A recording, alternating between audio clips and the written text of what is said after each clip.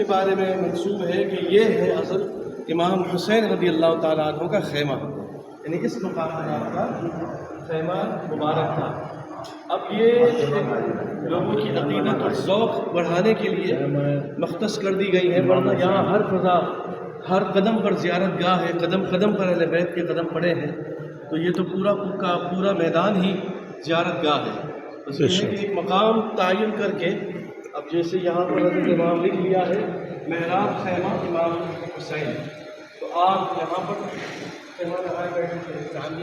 اچھا، پیچھے ایک اور خیمہ نظر آ رہا ہے آپ کو، یہاں حضرت امام زین العابدین جنہوں نے حضرت امام حسین سے اس خواہش کا اظہار کیا تھا جب سارے جوان شہید ہو گئے تو آپ سخت علالت کی حالت میں اتنے سخت علیل تھے کہ آپ کو سہارے کے ساتھ کھڑا کیا جاتا تھا، باوجود اس کے آپ نے اپنے والد بزرگوار حضرت امام حسین سے اجازت چاہی کہ مجھے بھی جانے کی اجازت دی جائے، تو آپ نے روتے ہوئے سینے سے لگا کر فرمایا کہ تجھ سے تو میری نسل چلنے والی ہے، تجھے میں ہرگز اجازت نہیں دوں گا۔ حضرت امام زین العابدین رضی اللہ تعالیٰ عنہ آپ کا خیمہ مبارک اس مقام پر۔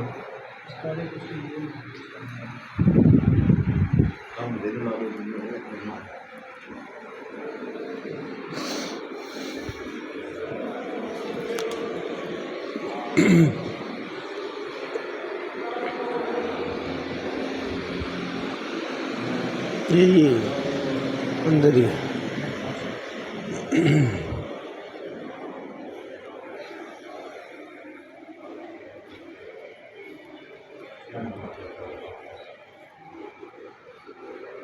حضرت قاسم کا خیمہ کا یہ اس مقام پر۔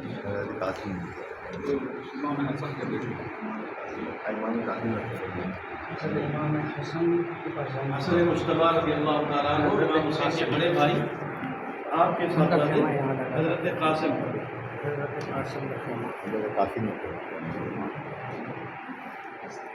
نمازی کا خیال کریں، جاوید بھائی نماز پڑھیں۔